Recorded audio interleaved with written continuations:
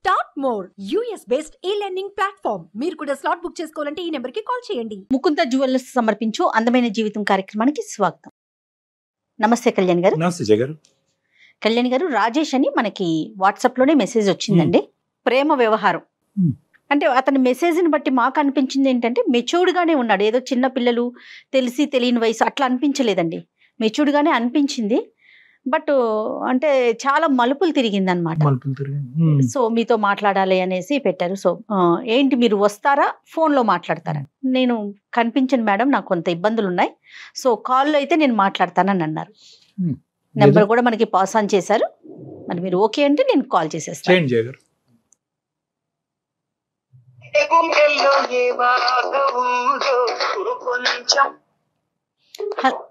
Hello, నమస్తే అండి రాజేష్ గారా? నేను జయానండి, అందమైన జీవితం ప్రోగ్రామ్ నుంచి కాల్ చేస్తున్నాను. మేడం చెప్పండి మేడం. థాంక్యూ మేడం, మీరు వెంటనే మెసేజ్ పెట్టిన వెంటనే మీరు రిప్లై ఇచ్చిందండి. Thank you madam.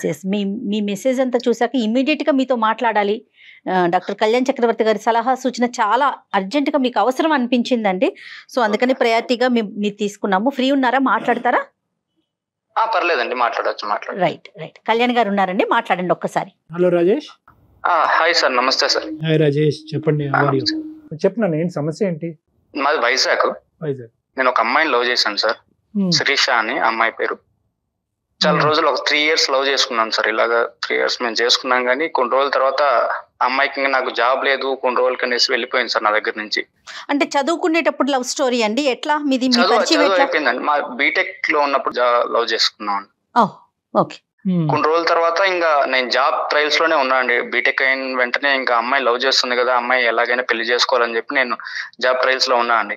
కాకపోతే నాకు నచ్చిన జాబ్ రాకపోవడంతో ఇంక నేను ట్రై చేస్తూనే ఉన్నాను. ఇంకా అమ్మాయి ఇంకా ఎలా వాళ్ళ ఇంట్లో ఫోర్స్ చేస్తున్నారు అని చెప్పి వేరే పెళ్లి చేసుకునేసిందండి శిరీష. అవునండి. అంటే కేవలం ఆ అమ్మాయికి ఉన్న కారణం ఏంటి? నీకు జాబ్ లేదు, వాళ్ళు మంచి సంబంధం తీసుకొచ్చారు అంతే. లైఫ్ సెక్యూరిటీ గురించి అమ్మాయి అటువైపు వెళ్ళింది.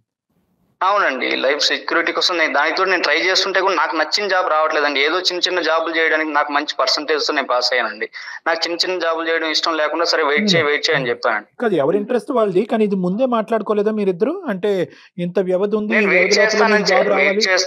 వెయిట్ చేస్తానని చెప్పడంతోనే అమ్మాయి ఇంకా లవ్ స్టార్ట్ చేస్తామండి. మేము వెయిట్ చేసుకుని మనకి ఇష్టమైన జాబ్ చేస్తూ ఇంకా ఉందాం అనుకున్నాం, కానీ ఇంకా అమ్మాయికి ఇంట్లో ఫోర్స్ ఎక్కువ అవడంతో మ్యారేజ్ చేసుకున్నాను. రాజేష్ గారు మీకు చెప్పిందా తను, నాకు ఇట్లా మ్యాచ్ వచ్చింది నేను చేసుకోబోతున్నాను, ఇంట్లో ప్రెషర్ ఉందనే విషయం చెప్పారా తను? చెప్పారు మేడం, చెప్పారు. రాజేష్, మీది వైజాగా? వైజాగ్ అండి. మీరిద్దరు బీటెక్ గీతమ్మా? అవునండి. అవును సార్. నువ్వు నా దగ్గరికి వచ్చావా? అవును సార్, మీ దగ్గర ఆల్రెడీ వచ్చాను. ఇంకా మీరు గుర్తుపట్టరు అని చెప్పేసి మీరు చెప్పలేదు సార్. అదే అంటే ఆ స్టోరీ లైన్ అదంతా కొద్దిగా it's rings a bell vague గాని. సరే రాజేష్, అంటే అదే కొన్ని రోజులు అమ్మాయి వెళ్ళిపోవడంతో ఇంకా నేను డిప్రెషన్ లోకి వెళ్ళిపోయాను సార్. ఇంకా మీ దగ్గరకు వచ్చి ఇంకా ఒక 2-3 years ని అలాగే బాధపడడంతో మా అమ్మ నాన్న మీ దగ్గరకు వచ్చారు సార్. ఆ రోజు మీకు గుర్తుంటుందో లేదో. ఇంకా అక్కడ మీరు ఇచ్చిన సూచనల ప్రకారం నేను ఏదో చూసుకొని మెల్లగా డ్రింక్స్ సిగరెట్లు అవన్నీ మానేసి ఏదో జాబ్ చేస్తాను. ఇప్పుడు మన ఇద్దరు గురించి కాదు ఇది, నాకు తెలిసి చాలా వరకు ఈ స్టోరీ గుర్తొచ్చింది నాకు. కానీ అసలు ఏం జరిగింది అన్నది కూడా మన ప్రేక్షకుల గురించి, జయ మేడం గురించి కూడా చెప్పాలి. అంటే ఆ అమ్మాయిని మీరిద్దరు విడిపోతారు అనేటటువంటిది over a period of time జరిగిందా? సడన్ గా షాక్ కి గురయ్యావా? నీ పరిస్థితి ఏంటి? తర్వాత డ్రగ్స్ ఆల్కహాల్ లోకి ఎందుకు వెళ్ళావు? అవన్నీ కూడా చెప్పాలి నువ్వు ఒక్కసారి. సార్ సడన్ గా ఒక రోజు అమ్మాయి కలుద్దాం అని చెప్పి నాకు కాల్ చేసి రమ్మని చెప్పింది సార్. మేము రెగ్యులర్ గా కలిసే చోటుకి. అమ్మాయి సడన్ గా ఇలాగ వచ్చి నా కాలు పైన పడి ఇలాగ నాకు ఇంట్లో ప్రెషర్ ఎక్కువ అవుతుంది, నేను పెళ్లి చేసుకోవాలి ఇది మరి అని చెప్పి గట్టి కాలు పట్టుకునేసింది సార్.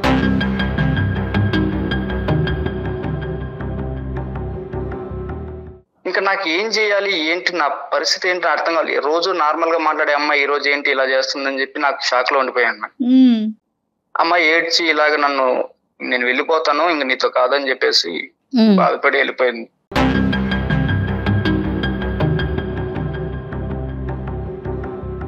రాజేష్, ఇదంతా జరిగి 4 years అయింటది కదా సుమారుగా? 4 years అయిపోయింది సార్. 4 years. అప్పుడు మీ పేరెంట్స్ నా దగ్గర తీసుకొచ్చారు కౌన్సిలింగ్ అని చెప్పి. అవును సార్. తర్వాత అప్పుడే నీ పరిస్థితి చాలా భయంకరంగా ఉంది. If I remember correctly, almost ఒక 20-25 డేస్ పాటు కంటిన్యూస్ గా మనం కౌన్సిలింగ్ చేసాము. అవును సార్, అవును సార్. ఏంటంటే ఈ అమ్మాయి విషయం కౌన్సిలింగ్ ఈ చేశారా అమ్మాయి కళ్యాణ్ గారు మీరు? విషయంలో ఈ అబ్బాయి ఆల్మోస్ట్ సూసైడ్ వరకు వెళ్ళిపోయాడు మేడం. ఆహాహా. చనిపోవాలి అనేటటువంటి ప్రయత్నాలు చేశారు. కళ్ళెదురుగుంటా కష్టపడి చదివించినటువంటి ఈ అబ్బాయి ఇలా అయిపోతున్నాడు ఏంటి అనేటటువంటిది ఆ బాధతో? తల్లిదండ్రులకు ఒక భయంకరమైనటువంటి బాధలో ఉమ్, ఉమ్. ఆ అమ్మాయిని దిగమింగుకోవటానికి మర్చిపోవటానికి ఇతను డ్రగ్స్, ఆల్కహాల్, పగలనకనక రాత్రనక తాగుడు, ఇంకా రకరకాల వ్యవహారాలన్నీ కూడా నడిచి చచ్చిపోవలసినటువంటి మనిషి ఆ రోజు మనం చేసినటువంటి ఆ కౌన్సిలింగ్, ఆ ప్రయత్నం వల్ల మళ్ళీ జీవితాన్ని ప్రారంభించాడు. అవును రాజేష్, సార్, అవును సార్, అవును సార్. అవునండి సార్ చెప్పిన వెంటనే నాకు మంచి కొన్ని రోజులు నేను జాబ్ చేసుకోవడం, ఉమ్, ఒక 2-3 months లో జాబ్ రావడం, నాకు మంచిగా నేను యాడ్ ఏజెన్సీ పెట్టుకోవడం, సంతోషం. అలాగని ఇంట్లో వాళ్ళు కూడా కానీ బాగానే రాజేష్ ఉన్నారు. అప్పుడు మనం మాట్లాడుకున్నప్పుడు if I remember correctly okay. ఆ అమ్మాయిని ఎక్కడా కూడా నువ్వు క్రూరంగా చూపెట్టలే. 3 years పాటు నడిచినటువంటి నీ ప్రయాణంలో ఆ అమ్మాయి మంచిది కాదనో, మోసం చేసిందనో ఇలాంటి మాటలు ఏమీ రాలేదు. ఎందుకంటావు లేదు అది? సార్. ఎందుకు అంటే అది మరి మా భాషలో అది మోసమే. ఇంకా మీ అంత డీప్ గా అమ్మాయి ఎక్కడా గానీ నన్ను మోసం చేస్తుందని నాకు ఎప్పుడు అనిపించలేదు సార్. ఇంకా అమ్మాయి ఇంకా తప్పని పరిస్థితుల్లో అలా చేసింది అని చెప్పి నేను ఇంకా కామ్ సరే, అయిపోయాను సార్. పెట్టుకున్నా. సరే, నువ్వు తర్వాత బయటపడ్డావు, ఆ బాధలోంచి బయటకు వచ్చావు, సెటిల్ అయ్యాను అంటున్నావు. ప్రస్తుతం ఏం అవును చేస్తున్నావు సార్. రాజేష్? ప్రస్తుతం నేను వైజాగ్ లోనే యాడ్ ఏజెన్సీ ఒకటి పెట్టుకున్నాను సార్, కన్సల్టెన్సీ. వావ్, ఓకే, నీ సొంత బిజినెస్. Very good. అవును సార్, అవును సార్. ఎలా నడుస్తుంది? పర్లేదు, అంతా బాగా నడుస్తుంది సార్ మీరు చెప్పింది. ఇప్పుడు ఏంటి మళ్ళీ కొంపతీసి ఇంకో అమ్మాయిని ఏమన్నా ప్రేమించావా? లేదు సార్, నేను ఈ మధ్యలో ఈ ఒక 1 week బ్యాక్ అయితే అసలు నాకు సడన్ గా ఒక వాట్సాప్ లో ఒక మెసేజ్ వచ్చింది సార్, ఆ అమ్మాయి నుంచి, శిరీష దగ్గర నుంచి.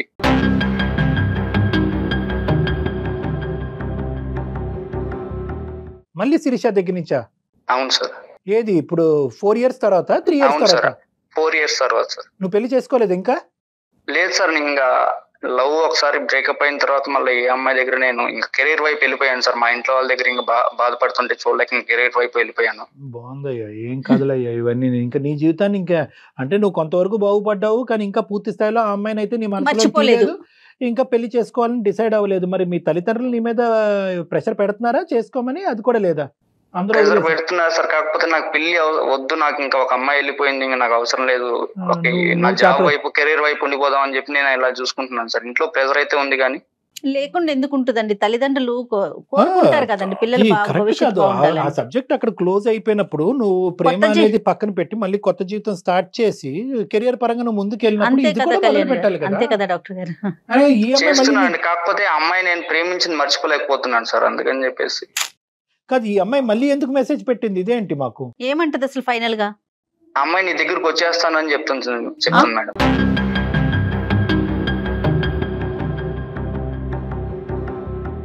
ఏమనుకుంటుంది ఆ అమ్మాయి? ఇప్పుడు మమ్మల్ని ఏం చేయమంటావు? నాకేమో అమ్మాయి వస్తే నాకు పెళ్లి చేసుకుందాం ఉంది సార్, కాకపోతే నాకు ఏంటి వాళ్ళ పరిస్థితి ఏంటి, నా పరిస్థితి, మా ఇంట్లో వాళ్ళు అయితే అసలు చచ్చిపోతాం, నువ్వు ఆ అమ్మాయిని అసలు ఇన్ని రోజులు ఆ అమ్మాయి దగ్గర నుంచి బయటపడ్డావు, ఇప్పుడు మళ్ళీ వెళ్తున్నావు ఆ అమ్మాయి దగ్గరికి అని చెప్పి, నువ్వు కానీ అమ్మాయితో మాట్లాడితేనే మేము సూసైడ్ చేసుకుంటాము, నువ్వు అసలు వెళ్ళొద్దు, ఎందుకు నువ్వు ఇన్ని రోజుల నుంచి గండం గట్టెక్కింది అనుకుంటే మళ్ళీ ఆ అమ్మాయి వచ్చిందా, ఎందుకు ఆ అమ్మాయి అసలు మాట్లాడొద్దు అని చెప్తున్నారు సార్. మీ పేరెంట్స్ వద్దంటున్నారు, నువ్వు నీ మనసు ఏం చెప్తోంది? నా మనసు అమ్మాయి వస్తే పర్వాలేదు, నేను ఎలాగో మేనేజ్ చేసుకుందాం, ఇంట్లో వాళ్ళతో మాట్లాడి నేను ఎలాగో సర్ది చెప్పుకుందాం అని చెప్పి నేను అనుకుంటున్నాను సార్. తనకి పిల్లలు ఉన్నారంటనా? ఒక అమ్మాయి ఉందండి. అమ్మాయి ఉంది, ఒక పాప. మరి కాదు, ఇప్పుడు పాప పుట్టింది అంటే ఏమంటది అమ్మాయి? అక్కడ విడాకులు తీసుకుని నీ దగ్గరకు వస్తానంటుందా, మనం పెళ్లి చేసుకుందాం అంటుందా, ఏమంటుంది? పెళ్లి చేసుకుందామని అంటుంది సార్. ఆ అమ్మాయి ఇంకా వాళ్ళ ఇంట్లో వాళ్ళు పెట్టే ప్రెజర్ కు నా వల్ల కావడం లేదు, నిన్ను వదిలేసి వచ్చిన దానికి ఎలా జరుగుతుంది, అన్ని ప్రతి అడుగు తప్పే. ఇది ఇప్పుడు వెనక ముందు చూసుకోకుండా ప్రేమించడం తప్పు, తల్లిదండ్రుల యొక్క ఆశయాలు ఆలోచించకుండా తప్పు, ప్రేమించుకోవటం తప్పు, వెనక ముందు చూసుకోకుండా అక్కడ ఏదో గొప్ప సంబంధం వచ్చింది, తల్లిదండ్రులు ఏదో అయిపోతారన్న ఉద్దేశంతో నిన్ను నడిబజార్లో వదిలేసి ఆమె పెళ్లి చేసుకోవటం తప్పు. ఈరోజు అక్కడ హింస భరించలేక మళ్ళీ నీ దగ్గరకు వచ్చి మళ్ళీ నువ్వే నాకు కావాలి అంటాం తప్పు. దానికి మించిన పెద్ద తప్పు ఏంటంటే నువ్వు ఇంత కష్టపడి ఇందులోంచి బయటపడిన తర్వాత మళ్ళీ అదే బురదగుంటలోకి, సారీ ఇలా అంటున్నాను ఏం అనుకోవద్దు, మళ్ళీ అందులోకి దిగి మళ్ళీ ఇదే పరిస్థితి కొని తెచ్చుకోవటం అన్నిటికంటే పెద్ద తప్పు. ఇంకేం చేస్తాను సార్, అమ్మాయి బాధపడుతుంది, ఇంకా నాకు అమ్మాయి బాధపడుతుంటే అసలు చూడలేకపోతున్నాను సార్. అసలు 1 week నుంచి కాల్ చేసి ఇంకా రోజు ఏడుస్తుంది సార్. మీ అమ్మ నాన్న బాధపడితే చూడగలుగుతున్నావా? ఇంకా మా అమ్మ నాన్న ఎలాగో ఒకసారి మేనేజ్ చేసి ఏదో చేద్దామని నేను అనుకుంటున్నాను అదే సార్. మేనేజ్ అమ్మాయిని చేయలేరా? ఎట్లా కొట్లా కాంప్రమైజ్ చేసి నీ కాపురం నువ్వు చేసుకోమ్మా పెళ్లి అయిపోయింది కదా అట్లా ఆ టైప్ లో ఏమన్నా చెప్పి అసలు ఏంటంటే ప్రాబ్లం ఏంటంటండి సివియర్ గా చెప్తుందండి. నేను వెళ్ళిపోయాను, అప్పుడు నా తప్పు తెలుసుకున్నాను, ఇప్పుడు వస్తున్నాను, మళ్ళీ తిరిగి వస్తాను, నువ్వు యాక్సెప్ట్ చెయ్యని చెప్పి. ఆ రోజు నువ్వు ఏదో నువ్వో గొయ్యో చూసుకుని చచ్చిపోయి ఉంటే కనుక ఎవరి దగ్గరికి వెళ్ళి ఉండేది ఈ అమ్మాయి? ఈ రోజు నువ్వు చచ్చిపోయేవాడు. అప్పుడు 3 నుంచి 4 అటెంప్ట్లు చేసావు చచ్చిపోవటానికి. నువ్వు మీ తల్లిదండ్రులు తల నెత్తి నోరు బాదుకుని నిన్ను బలవంతంగా చేతులు కాళ్ళు కట్టేసి నా దగ్గర తీసుకొచ్చి కూర్చోపెట్టి కౌన్సిలింగ్ చేస్తే నువ్వు బట్టకట్టి ఈ రోజు బయటపడ్డావు. నీ జీవితంలో నువ్వు సెటిల్ అయ్యో. మళ్ళీ దెయ్యంలా దాపరిస్తే ఈ అమ్మాయి మళ్ళీ నీ జీవితంలో ఎలా?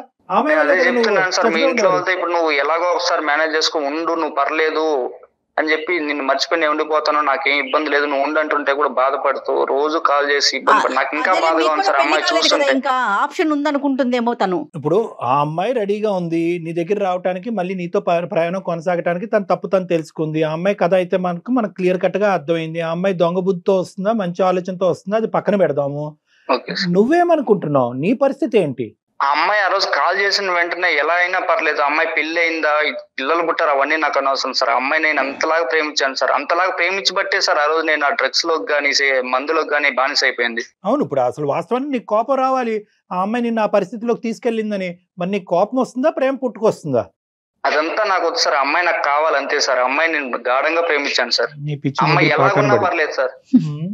అమ్మాయి ఎలా ఉన్నా పర్వాలేదు, ఎలాగున్నా పర్లేదు. అమ్మాయి అక్కడ బాధపడుతుంటే నేను అసలు చూడలేకపోతున్నాను సార్. రోజు ఫోన్ చేసి బాధపడుతుంటే. పేరెంట్స్ ని ఒప్పించుకోగలరా డాక్టర్ గారు? మీరు చూసారు కదా పేరెంట్స్ ని, వాళ్ళ మనస్తత్వం ఎలా అనిపించింది మీకు? పేరెంట్స్ ని ఒప్పించేస్తారు మేడం. ఎందుకంటే ఇతను ఒకే ఒక కొడుకు, పంచ ప్రాణాలు కొడుకు అంటే ఆ అబ్బాయి అంటే ఆ పేరెంట్స్ అతి పెద్ద సమస్య కాదు. ఈ రోజు ఈ అబ్బాయి ఎంత కష్టం మీద ఈ రోజు బయటపడ్డాడు. ఈ రోజు మళ్ళీ 4 సంవత్సరాల తర్వాత చచ్చిపోవాల్సిన మనిషి ఈ రోజు బ్రతికి బయట ఉండి మళ్ళీ అదే అందులోకే వెళ్తాను, ఆ అమ్మాయితో పాటే ఉంటాను అనేటటువంటిది. అసలు ఆ అమ్మాయి చెప్పే కథ అంతా నిజమని ఎలా అనుకుంటాం రాజేష్ మనం? ఆ అమ్మాయి నిజంగా అక్కడ నరకేతన అనిపిస్తుందో లేదో, ఈ అమ్మాయిదే ఏమైనా తప్పు ఉందేమో ఇలా అంటున్నాను అనేది ఏం కాదు. కానీ లేదు సార్, అమ్మాయి కరెక్ట్ గానే ఉంది సార్. అమ్మాయిని బాధపడుతుందని చెప్పి నాకు చాలా సార్లు చెప్తూనే ఉంది సార్. అమ్మాయి బాధపడుతుంటే నేను అసలు చూడలేకపోతున్నాను అసలు. సరే ఇప్పుడు ఏం చేద్దాం అంటావు? మాకెందుకు చేస్తావు? మళ్ళీ నీకు వార్నింగ్ ఇస్తున్నాను రాజేష్. నువ్వు మళ్ళీ తెలిసి మళ్ళీ ఇందులో దిగి మళ్ళీ డిప్రెషన్కో పిచ్చోడ్లోగా అయ్యి మళ్ళీ తాగుడుకో డ్రగ్స్కో బానిస అయితే కనుక నేను కాదు కదా ప్రపంచంలో ఏ సైకియాట్రిస్ట్ నేను బయట వెళ్ళాడు. ఇది నీకు లాస్ట్ అండ్ ఫైనల్ అవకాశం. బాగా ఆలోచించే మాకు చేసావని మేము అనుకుంటున్నాం సార్. ఆలోచించి ఒక్కసారి మీరే నేను కాన్ఫరెన్స్ పెడతాను, ఒక్కసారి మాట్లాడండి సార్. ఎలాగైనా మమ్మల్ని కలపండి సార్. కలిసే కాన్సెప్ట్ లోనే ఉన్నాడు రాజేష్. ఎక్కడుంది ఆ అమ్మాయి ప్రస్తుతం? అమ్మాయి వాళ్ళు చెన్నైలోనే ఉంది సార్. వాళ్ళ ఇంట్లోనే ఉంది. చెన్నైలో ఉంటారు వాళ్ళు. సరే కలపండి. ఆ అమ్మాయి పేరు శిరీష సార్. ఓకే కలపండి, ట్రై చేద్దాం. అసలు ఏమనుకుంటుందో. చాలా డేంజర్ అమ్మా ఇది. ఇదేంటంటే అసలు ఒక మనిషి స్వచ్ఛంగా చాలా నీతివంతుల్లాగా ప్రేమించినటువంటి ఒక వ్యక్తి ఆ ప్రేమ విరిగిన తర్వాత అందులో బయటపడటం అనేది చాలా కష్టం. ఆ హెవీనెస్ ఉంటుంది చూడండి, అది ప్రపంచంలో అన్నిటికంటే పెద్ద డిప్రెషన్ అని నేను అనుకుంటున్నాను. దాన్ని గ్రీఫ్ అంటారు. అంటే ఒక మనిషి చనిపోతే ఎంత బాధ ఉంటుందో అంత బాధ ఉంటుంది. హలో కన్నా. హలో కన్నా, చాలా సేపటి నుంచి నీ కాల్ కోసమే వెయిట్ చేస్తున్నా. ఇంత టెన్షన్ పడినాను తెలుసా, కాల్ చేస్తావో లేదో అని. శిరీష, నేను అందమైన జీవితం అనే ప్రోగ్రామ్ కళ్యాణ్ చక్రవర్తి గారు మాట్లాడుతున్నారు, కాన్ఫరెన్స్ లో ఉన్నారు. ఒకసారి మాట్లాడతారండి. ఓకే కన్నా. అమ్మ కన్నాను ముద్దుగా పిలుచుకుంటావా మీ రాజేష్ ని? అవును సార్, కన్నా. అతని కలవని 4 సంవత్సరాలు కూడా మీ ఇంట్లో కన్నా అనే స్మరిస్తున్నావా? ఓకేనమ్మా సార్. తన గురించి అయితే ఆలోచిస్తూనే ఉన్నా సార్. 4 years ఎంత కష్టం పడుతున్నాను నాకే తెలుసు సార్. అది కాదమ్మా, నేను ఒకే ఒక పాయింట్ నిన్ను అడుగుతున్నాను శిరీష. ఈ అబ్బాయి చాలా అంటే చాలా భయంకరమైనటువంటి మానసిక పరిస్థితుల నుంచి మేము కింద మీద పడి ఈ అబ్బాయికి మళ్ళీ ఇంకో పునర్జన్మ ఇచ్చినటువంటి వాళ్ళం అయ్యాము. వాళ్ళ తల్లిదండ్రులకి చాలా నేరోగా ఒక భయంకరమైనటువంటి పరిస్థితిలో మిస్ అయ్యి ఈరోజు మళ్ళీ ఆ కొడుకు స్థిరపడ్డాడు, హ్యాపీగా ఉన్నాడు అనేటటువంటి ఒక ఆనందంలో ఉన్నారు వాళ్ళు ఈ 4 years బట్టి.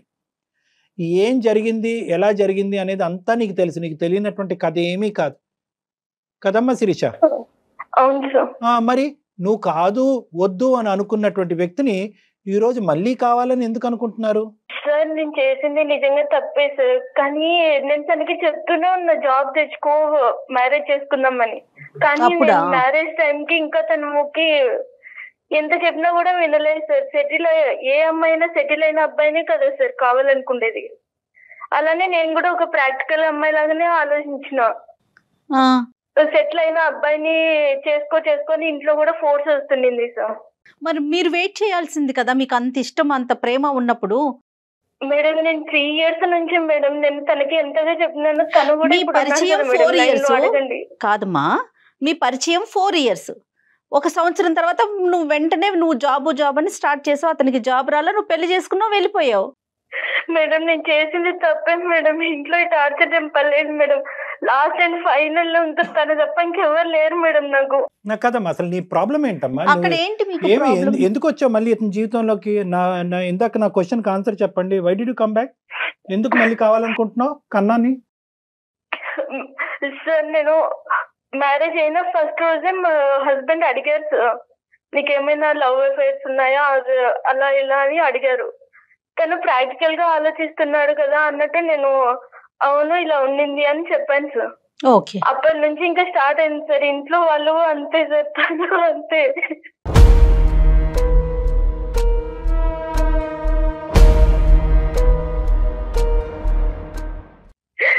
తను ఇట్లా బాడీ మీద చేయాల్సిన ప్రతిసారి అంటూనే ఉన్నాడు. వాడు కూడా ఇలానే టచ్ చేసినాడు నిన్ను.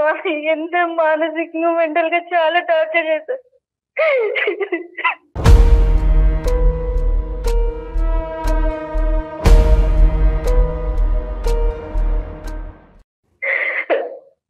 ఇప్పటికే ఒక పాప ఉంది సార్.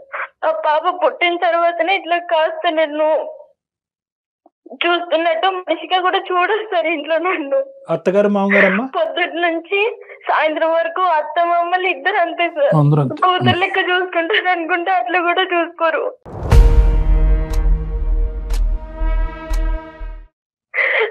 మళ్ళీ సాయంత్రం మా ఆయన రాగానే తనకు కూడా లేనిపోనేవన్నీ చెప్పి నన్ను ఇంకా తిట్టేయడం ఇదంతా ఇప్పటికీ జరుగుతూనే ఉంది సార్. అంటే ఈ చిత్రహింస అంతా మాటల్లో అమ్మా, లేదంటే చేతలు కూడా ఉన్నాయా? చేతలు కూడా ఉన్నాయి సార్. ఒకసారి రాటు తీసుకుని మరి కొట్టినారు సార్. ఇది ఒక్కటే కారణం అమ్మా? కేవలం మీరే ఏదో ఒకటి చేయాలి. అది కదమ్మా, ఇప్పుడు ఎందుకు ఈ నిర్ణయం తీసుకున్నావు? అంటే నీ కన్నా అనే వ్యక్తి ఇంకా పెళ్లి కాకుండా ఉన్నాడు అనేది నీకు తెలుసా? కన్నా లేదంటే రాజేష్ అనేటటువంటి వ్యక్తి ఒక భయంకరమైన పరిస్థితుల్లోంచి వెళ్ళి ఇలాగా బ్రతికి బట్టగట్టి మళ్ళీ తన జీవితంలో తనని కాపాడుకుని బతుకుతున్నాడు అనే ఆలోచన తెలుసా నీకు? నువ్వు వెళ్ళిపోయిన తర్వాత అతని జీవితం ఎలా వెళ్ళింది అనేది నీకు తెలుసా? లేదు సార్, నాతో ఎవరిని కాంట్రాక్ట్ లో అయితే పెట్టలేదు సార్. మా హస్బెండ్ తన నెంబర్ ఎప్పుడో ఉండేదో అదే అన్బ్లాక్ చేసి నేను ఇప్పుడు మెసేజ్ చేశాను సార్. నా లైఫ్ మీద నాకు ఆశ లేదు సార్. ఇంకా ఒకే ఒకటి నాకున్న దారంటూ రాజేష్ నా కన్నా మాత్రమే సార్. తను కూడా ఇంకా వద్దంటే నాకు ఇంకా సూసైడ్ తప్ప ఇంకో దారి లేదు సార్. నాకు నేను చచ్చిపోతా.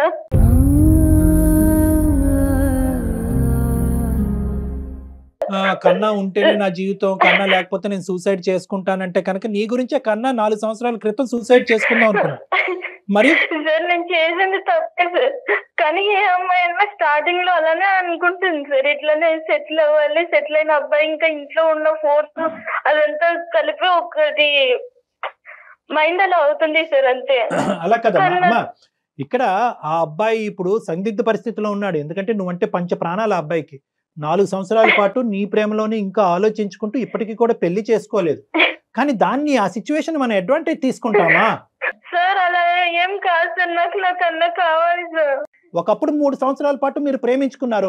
ఆ ప్రేమ లేదు దోమ లేదని చెప్పి ఉద్యోగం ఉంటేనే ప్రేమ లేదంటే లేదు అన్నట్టుగా అతను నడి సముద్రంలో వదిలేసి నీ దారి నువ్వు చూసుకున్నావు. బ్రతుకున్నాడో చచ్చిపోయాడో లేదో చూడలేదు, ఏమయ్యాడో చూడలేదు. ఇప్పుడు మళ్ళీ నీకు అవసరం వచ్చింది, ఆ నరకం నుంచి బయటకు వేసి మళ్ళీ నీ జీవితాన్ని మళ్ళీ ఆ పాత స్థాయి ప్రేమని ఇచ్చే ఒక వ్యక్తి నీ కన్నా కాబట్టి మళ్ళీ కన్నా గుర్తొచ్చాడు. అక్కడ నా కోపం వస్తుంది. నువ్వు కన్నా గురించి వచ్చావా, నీ గురించి వచ్చావా? లేదు సార్, నా గురించి నేను అనుకోనంటే ఈ పాటికి నేను ఈ భూమి మీదనే ఉండేదాన్ని కాదు సార్. కన్నా కోసమే బతకాలని ఉంది సార్ ఇప్పటికి. ఇదే పట్టుదల, ఇదే మొండితనం మరి ఆ రోజు చూపించాల్సింది కదా, మీ పేరెంట్స్ కి చెప్పాల్సింది కదా. నాకు కన్నా ఉన్నాడు, కన్నా అంటే నాకు ఇష్టం. మేడం నేను చేసిన తప్పే మేడం, కానీ ఇప్పుడు మీరే న్యాయం చేయాలి. ప్రాక్టికల్ గా మాట్లాడానని అంటున్నాం కానీ ఇవన్నీ అవకాశవాదాలు అంటావు. ఎటొచ్చి ఏంటంటే నువ్వు ఏడుస్తున్నావు కాబట్టి నీవే జాలిపడి మేము మాట్లాడుతున్నాం కానీ నువ్వు అవకాశవాది. శిరీష ఏం బాధపడకు శిరీష, నువ్వేం బాధపడకు. నువ్వు ఆ రోజు కానీ ఇలా ఉంటే నేను ఎప్పుడే చేసుకుంటా, ఇప్పుడు కూడా ఏం పర్వాలేదు. నేను సార్ నేను ఎలాగైనా మా ఇంట్లో ఒప్పించి చేసుకుంటాను సార్. అమ్మాయి అలా బాధపడుతుంటే అసలు నేను చూడలేకపోతున్నా సార్. నాదే తప్పు, నిన్నప్పుడు వదిలిపెట్టి పోవడం 4 years ఏం బాధపడదు శిరీష, ఏం బాధ సార్. నేను ఎలాగైనా మా ఇంట్లో వాళ్ళతో ఒప్పించి నేను ఎలాగో చేసుకుంటాను సార్. అమ్మాయి అక్కడ అలా బాధపడుతుంటే నేను చూడలేకపోతున్నాను సార్.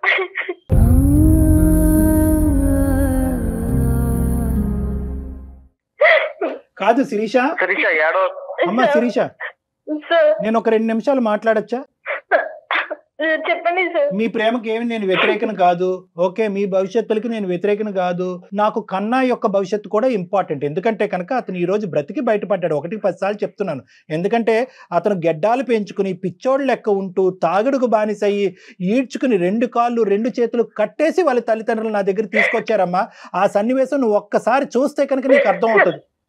నీ తప్పైపోయింది అని చెప్పి మీరు అందరూ చాలా సింపుల్ గా మాట్లాడేస్తారు. అవసరానికి ఏది పట్టుకోవాలో మీరు అది పట్టుకుంటారు. మీకు బాగానే అలవాటు. నేను ఈ రోజు లేదు, అప్పుడు ఫ్యామిలీ గురించి నేను తనని దూరం పెట్టాల్సి వచ్చింది, కానీ తనంటే ఇష్టం లేక కాదు సార్. అమ్మ, ప్రేమించినప్పుడు ఎవరో ఒకరిని దూరం పెట్టాలి. ప్రేమ అనేటటువంటిది వచ్చినప్పుడు పోరాటం తప్పదు, త్యాగాలు తప్పదు.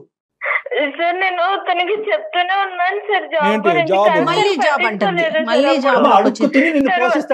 అడుక్కు తిని పోషిస్తాడమ్మా నిన్ను. నీకేంటమ్మా ప్రాబ్లము? నువ్వు ప్రేమను కాపాడుకో. చేసింది తప్పే ఒప్పుకుంటున్నాను సార్, కానీ నాకు తను కావాలి సార్. అమ్మ, తప్పు 2 తప్పులు అవ్వకూడదు అని చెప్పి నేను ఈ రోజు ఈ విధంగా మాట్లాడుతున్నాను. మీ ప్రేమకు వ్యతిరేకం కాదు, తప్పు 2 తప్పులు అవ్వకూడదు. ఇక్కడ మీ ఆయన కుటుంబం ఉంది, మీ అత్తారిల్లు ఉంది, మీ అమ్మ నాన్న ఉంది, పాప ఉంది, అటువైపు వాడమ్మ నాన్న ఉన్నారు. ఇప్పుడు ఒప్పుకుంటారా? ఎంతమందిని ఒప్పిస్తారు?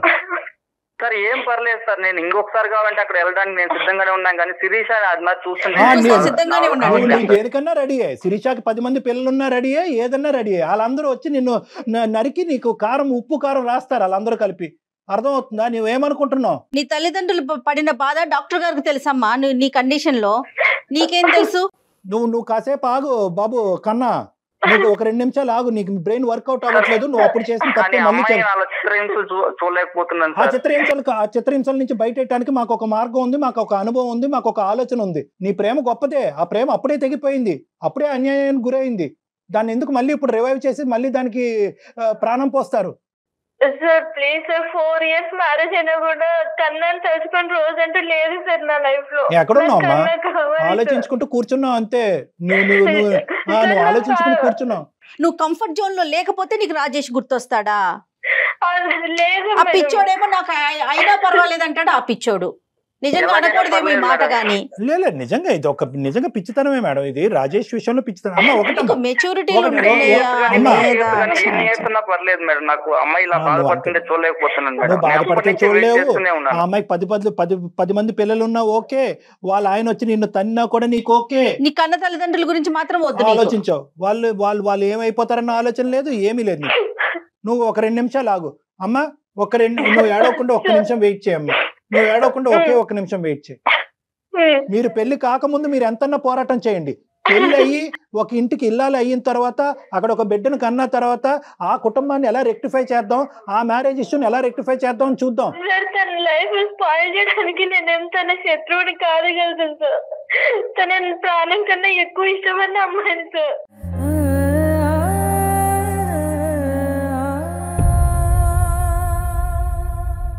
ఇక్కడ రాజేష్ మీద నీకు ఎంత ప్రేమ ఉంది అనేది మాకు అర్థం అవుతుంది. ఫస్ట్ నీ మ్యారేజ్ లో ఉండేటటువంటి, నీ కుటుంబ సభ్యులతో ఉండేటటువంటి ఇష్యూని ఫస్ట్ మనం రిజాల్వ్ చేద్దాం.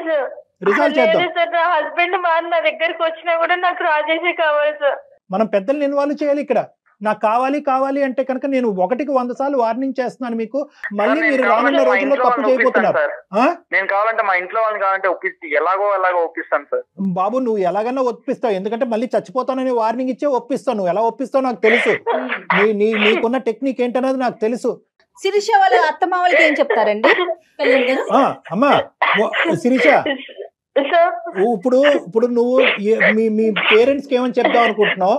మీ అత్తమామలకి ఏమని చెప్దాం అనుకుంటున్నావు? నువ్వు కన్నటువంటి బిడ్డ రేపొద్దున తండ్రి ఎవరు అని అడిగితే కనుక ఆ అమ్మాయికి ఏమని చెప్దాం అనుకుంటున్నావు? సార్ మా అమ్మ వాళ్ళని నేను ఖచ్చితంగా క్వశ్చన్ చేస్తాను సార్. వాళ్ళని నేను హ్యాపీగా ఉంటానని చెప్పి ఈ పెళ్లి చేశారు, కానీ నేను నరకం తప్ప ఇంకోటి చూడలేదు సార్ ఈ లైఫ్ లో. ఒకప్పుడు నువ్వు విడాకులు ఇవ్వడానికి రెడీగా ఉన్నావు అని అంటే కనుక మీ హస్బెండ్ హ్యాపీగా విడాకులు ఇస్తాడా? సార్ నాకు ఇష్టం లేకుండా తను మాత్రం ఏం చేయగలదు సార్. సో నీకు ఇష్టం నేను లేనట్టు ఇష్టపడి కాపురం చేస్తేనే కదా సార్ నాతో లైఫ్ ఉంటది.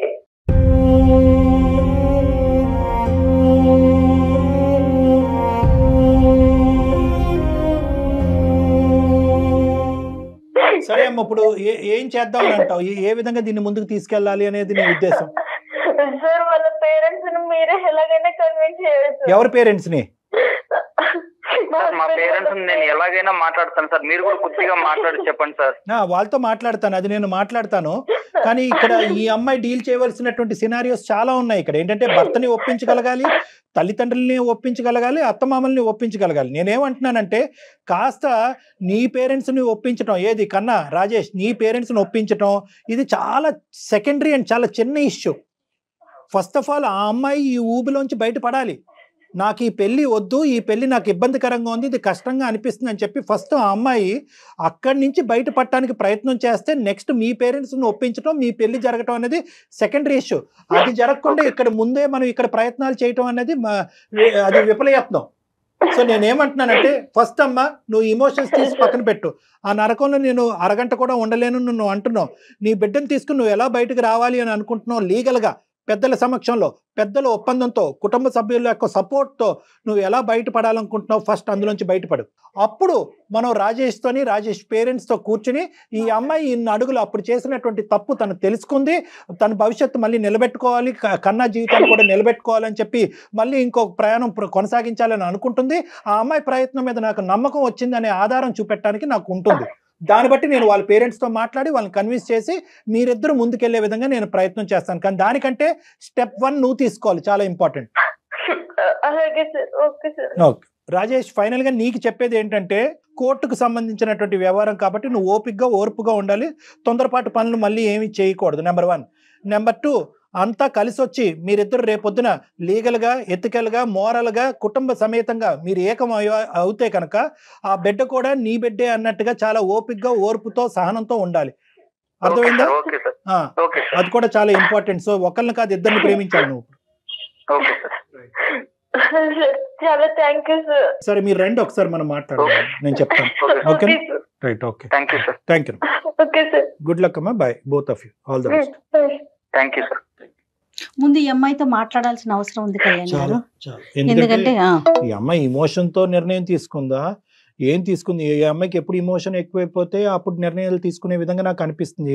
ఆ గాలి ఎటు వీస్తే అటు వెళ్తుంది. నిజంగా మనం అనుకున్నట్టే నిజంగా ఆ అమ్మాయి భయంకరమైన నరకం, విడాకులు ఇచ్చేటటువంటి మార్గం సులభదాయకం అయింది అనుకోండి, పెద్దలు ఒప్పుకున్నారు అనుకోండి, అప్పుడు మనం ఇంకోటి ఏదన్నా ఆలోచించవచ్చు. అప్పటి వరకు మాట్లాడటానికి కూడా లేదు మేడం. రైట్ కళ్యాణ్ గారు, నమస్తే.